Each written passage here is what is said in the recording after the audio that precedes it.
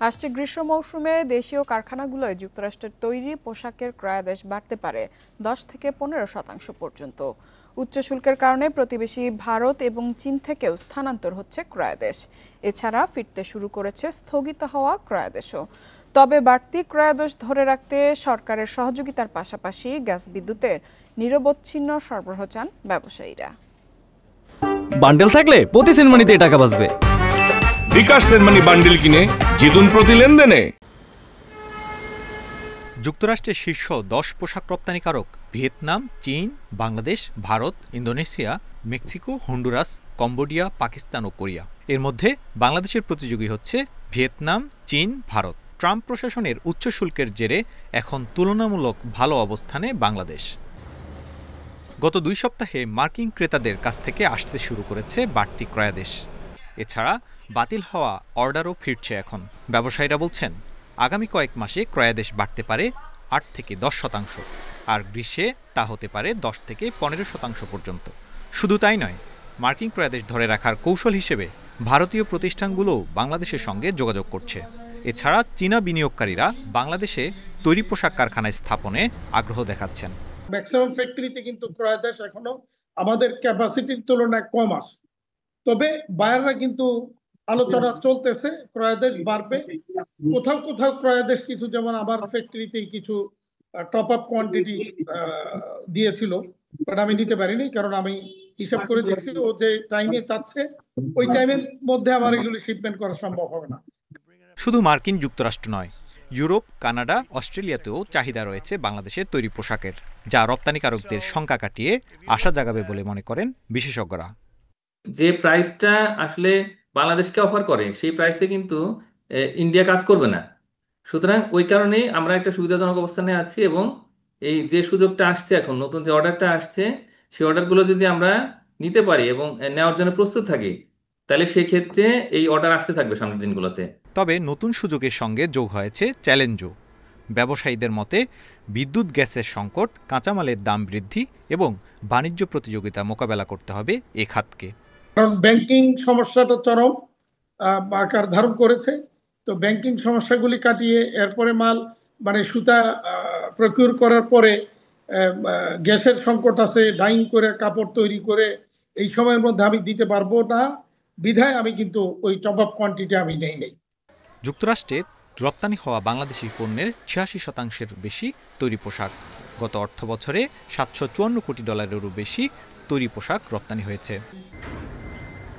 তারেক হোসেন, ইন্ডিপেন্ডেন্ট নিউজ, ঢাকা। এ বিষয়ে আরো বিস্তারিত আলোচনা করতে আমাদের সাথে যুক্ত হয়েছেন বিকেএম এর সভাপতি মোহাম্মদ হাতেম।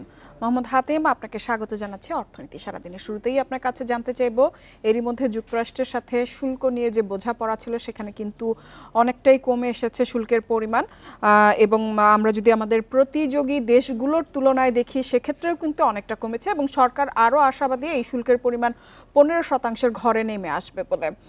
আপনি কতটা আশাবাদী, এবং যদি 15% ঘরে নেমে আসে তাহলে আমাদের সুবিধা আসলে আরো কতটা হবে বৈশ্বিক বাণিজ্যের ক্ষেত্রে? ধন্যবাদ। আপনারা দেখেন যে আমরা কৃতজ্ঞতা জানাচ্ছি, অভিনন্দন এবং ধন্যবাদ জানিয়েছি বাণিজ্য উপদেষ্টা মহোদয়কে। তিনি তার টিম নিয়ে নিরলস পরিশ্রম করে এটাকে 20% মধ্যে কিন্তু রেখেছেন।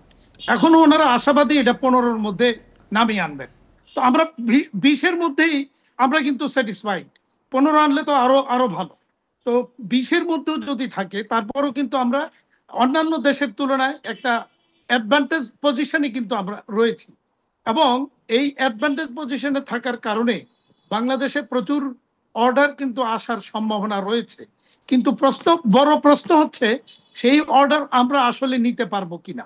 যেমন আমার প্রতিষ্ঠানেই আপনারা দেখলেন একটু আগে আমি বলেছি যে আমার প্রতিষ্ঠানে আমি টপ আপ অর্ডারগুলি আমি কিন্তু রিফিউজ করেছি, কারণ যেই সময় দিয়েছে এবং বর্তমান যে চ্যালেঞ্জগুলি প্রেক্ষাপট, মানে ব্যাংকিং চ্যালেঞ্জগুলি, তারপরে গ্যাস সংকট, এই সব কিছু মিলিয়ে আমাদের পক্ষে এই অর্ডারগুলি নেওয়া সম্ভব কিনা সেটাও কিন্তু আমাদের বিবেচনার মধ্যে রয়েছে।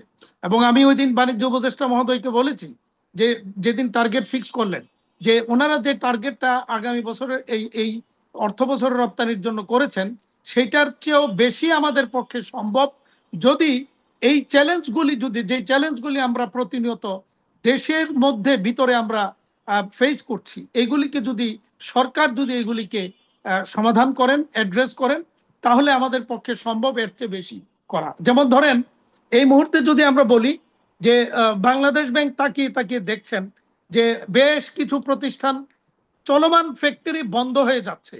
ওনারা যেখানে উদ্যোগ নেওয়ার কথা এগুলিকে চালিয়ে রাখা, কিন্তু কোনো উদ্যোগ নিচ্ছেন না। সেখানে ওনাদের মধ্যে জানি না ইন্টারনাল কি প্রবলেম, ওনাদের মধ্যে ঠেলাঠেলির কারণে আলটিমেটলি ওই ফ্যাক্টরিগুলি বন্ধ হওয়ার উপক্রম হয়েছে। এরকম বেশ কিছু প্রতিষ্ঠান বাংলাদেশ ব্যাংকের যে পলিসি, সর্বশেষ পলিসি, এই পলিসির কারণে কিন্তু বর্তমানে আর মানে বেঁচে থাকার সংগ্রামে লিপ্ত থেকেও টিকে থাকতে পারছে না। যেমন ধরেন আপনার ইডিএফ ফ্যাসিলিটিটা বন্ধ, 10,000 কোটি টাকার যে প্রিশিপমেন্ট ক্রেডিট স্কিম ছিল সেটাও বাংলাদেশ ব্যাংক গত এপ্রিল থেকে বন্ধ করেছেন। তো আমি এর মধ্যে কথা বলেছি ওনাদের সাথে যে রিজার্ভ, একসময় রিজার্ভ কমে গিয়েছিল বলে ইডিএফটা বন্ধ করা হয়েছে। এখন তো রিজার্ভ 32 বিলিয়ন ডলারে আবার গিয়েছে, তাহলে ইডিএফটাকে আবার পুরোপুরি চালু করুন। 10,000 কোটি টাকার যে ফান্ডটা ছিল ওইটাকে আবার আনেন। তারপরে আপনার হাতেম, আমি একটু আপনার কাছে জানতে চাইবো, আপনি ব্যাংকিং ব্যবস্থার বিভিন্ন সমস্যার কথা বলছিলেন। আমরাও জানি যে এইসব সমস্যার কারণে ব্যবসা বাণিজ্যের ক্ষেত্রে আপনাদের অনেক সমস্যা হচ্ছে। এছাড়াও আপনার কাছে জানতে চাইবো, আমরা দেখেছি যে রাজনৈতিক সরকারের পট পরিবর্তনের পরে কিন্তু দেশের অনেক কলকারখানা, বিশেষ করে তৈরি পোশাক খাতে বেশ বিশৃঙ্খলা তৈরি হয়েছে এবং এরই প্রেক্ষিতে কিন্তু অনেক কারখানা বন্ধ হয়ে গেছে। তো যদি আমরা চীন এবং ভারত থেকে যদি আমাদের কাছে অর্ডার স্থানান্তর হয়ে আসে, সেই সক্ষমতাটা আমাদের আছে কিনা, অথবা আমরা এই সক্ষমতা ধরে রাখতে পারবো কিনা, সে বিষয়টা আপনার কাছে জানতে চাচ্ছিলাম। আমাদের যে বর্তমানে যে সক্ষমতা আছে, তো আরো যদি 30-40% অর্ডার আসে আমরা কিন্তু সেগুলি নিতে পারবো, কারণ আমরা এখনো আমাদের ক্যাপাসিটির অন্তত 30% ক্যাপাসিটির লেস ক্যাপাসিটিতে আমরা রান করতেছি, এটা একটা দিক। আর দ্বিতীয়ত হচ্ছে যে এই যে আরো প্রচুর অর্ডার যে আসছে এবং আসার সুযোগ তৈরি হয়েছে, সেটা আমরা নিতে পারার জন্য, যেমন গ্যাস সংকট একটা অন্যতম আরেকটা সংকট, যেটা ব্যাংকিং তো বলেছি, সাথে গ্যাস সংকট। তো গ্যাস সংকটটা যদি সমাধান করা যায় তাহলে এটাও আমাদের জন্য একটা প্লাস পয়েন্ট হবে অর্ডারগুলি বেশি নেওয়ার।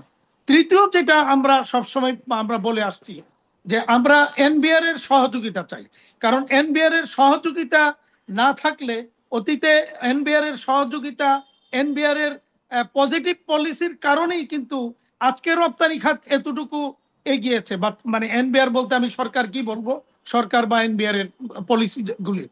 আর এখন সেই এনবিআর এর পলিসিগুলো যদি আবারও আমাদের জন্য সহায়ক ভূমিকা পালন করে, তাহলে আমাদের পক্ষে যে এই বর্ধিত যে সুযোগ আসছে, সেই সুযোগগুলি আমাদের পক্ষে নেওয়া সম্ভব। আমরা অতীতের ন্যায় আহ্বান করব এনবিআর যেন অতীতের ন্যায় সহযোগীর ভূমিকায় থাকে। রিসেন্টলি আমরা বেশ কিছু, আপনারা শুনেছেন, বেশ কিছু সমস্যা নিয়ে আমরা কথা বলেছি। এর আগেও ছিল এনবিআর এর কাস্টমস, বিশেষ করে আমদানি রপ্তানির জন্য সবচেয়ে বড় বাধা হচ্ছে কাস্টমস। তো সেই জায়গাটা আবার কাস্টমসের সহযোগিতা দিয়েই কিন্তু আমরা এতটুকু এসেছি। তো দুইটাই আছে, পজিটিভ প্লাস এবং মাইনাস, বা পজিটিভ নেগেটিভ দুইটাই আছে। তবে আমরা এই মুহূর্তে আমি বিনীত অনুরোধ করব এনবিআর এর চেয়ারম্যান সহ অর্থ উপদেষ্টা, বাণিজ্য উপদেষ্টা, আপনাদেরকে অনুরোধ করব যে আপনারা একটু সহায়ক ভূমিকা, এই সময় সব ভুলে গিয়ে একটু সহায়ক ভূমিকা পালন করেন। দেশের অর্থনীতিটাকে আবার চাঙ্গা হয়ে উঠবে ইনশাআল্লাহ, এবং আমরা আমাদের রপ্তানিকে আরো অনেক দূর এগিয়ে নিতে পারবো। এই যে সুযোগটা আসছে, এই সুযোগটা আমাদেরকে কাজে লাগাতে দিন, তাহলে দেখবেন দেশের অর্থনীতি, দেশের ফরেন কারেন্সি রিজার্ভ সবকিছুই আবার ঘুরে দাঁড়াবে, সবকিছু ঘুরে দাঁড়াবে। আর তৃতীয়ত আরেকটা, চতুর্থ যেই বিষয়টা আমরা বারবার বলে আসছি, যেটা আপনিও বলছিলেন যে শ্রমিকদের আনডিউ ডিমান্ড, এটার পিছনে আপনারা যদি দেখেন, শ্রমিকরাও এই সরকার পরিবর্তনের পর একটা অনেকটাই তারা আনডিউ ডিমান্ড নিয়ে প্রায় কিন্তু কাজ বন্ধ করে দিচ্ছে, রাজপথে নেমে আসছে ইত্যাদি। এবং এদের পিছনে কিন্তু একটা গোষ্ঠী, স্বার্থান্বেষী গোষ্ঠী, যারা এদেশের থেকে বিদেশের পয়সায় লালিত পালিত হয়ে এদেশের এই অর্থনীতির মূল চালিকা শক্তি পোশাক শিল্পের শিল্পকাটাকে ধ্বংস করার জন্য, অন্য দেশের হাতে তুলে দেওয়ার জন্য এরা মানে সক্রিয় রয়েছে। এদেরকে মোহাম্মদ চিহ্নিত হাতেম, করে। আপনার কাছে জানতে চাইবো, সামনে হয়তো জাতীয় নির্বাচনের আমাদের সম্ভাবনা রয়েছে, এখন পর্যন্ত আমরা যতটুকু জানি। সেক্ষেত্রে নির্বাচিত সরকার আসলে কি ধরনের পরিবর্তন হতে পারে? এই যে আমাদের তৈরি পোশাকের এই সম্ভাবনা, সেক্ষেত্রে কি কি চ্যালেঞ্জ আসতে পারে বলে আপনি মনে করেন? দেখেন, সবসময় এটা সর্বজন বিদিত যে একটা নির্বাচিত রাজনৈতিক সরকারি সিদ্ধান্তগুলি খুব ত্বরিত নিতে পারে এবং খুব মানে দেশকে এগিয়ে নিয়ে যাওয়ার জন্য তারা একটা চ্যালেঞ্জ নিয়ে কাজ করে। তো বর্তমান সরকারও কাজ করছেন। আমরা তারা যেভাবে উদ্যোগ নিয়েছেন, এই উদ্যোগগুলিকে আমরা সাধুবাদ জানাচ্ছি এবং আমরা মনে করি এই সরকার যে 1 বছর যে সময় নিলেন, এই সময়ে ওনারা কিন্তু দেশটাকে এখনো গুছাতে পারেননি। যত যত জঞ্জাট ছিল, এই জঞ্জাট পরিষ্কার করে একটা নির্বাচনের সুষ্ঠু পরিবেশ এখনো কিন্তু আমাদের মনে হয় তৈরি করতে পারেননি।